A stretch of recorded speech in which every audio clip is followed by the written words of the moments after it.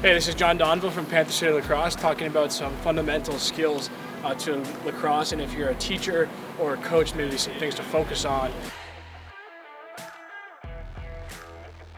All right, so next fundamental we're going to talk about here is passing. So the biggest and most important fundamentals, well, really there's two of them.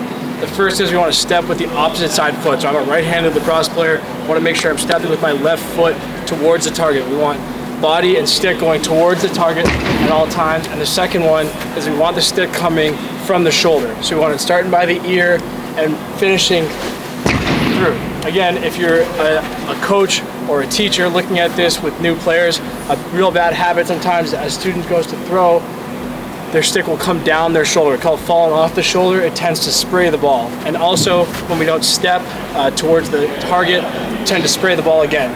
So you want to make sure everything is going towards the target and the stick starting on the shoulder, by the ear, and staying pretty much by the ear all the way through the release, and body and stick are going to the right place. Now that leads us into wall ball. That's one of the great things about lacrosse and box lacrosse specifically, is that you can get a lot of reps in a short amount of time without even having another person, just with a wall.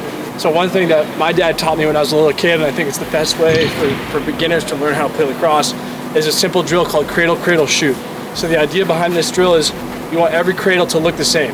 So it's cradle, cradle, and then you're passing it to the wall. And just do this, a great way for beginners to learn, and you just want to make everything look the same, and it just gives you a lot of flexibility and builds good habits long term. So cradle, cradle, pass. Ball's on the ear the whole time, and when I go to pass it, my left foot is forward for a right-handed player, body and stick through the target. And when I'm not passing, when I'm just cradling, everything looks the same. Cradle, cradle, shoot. Now it's the fundamentals of passing.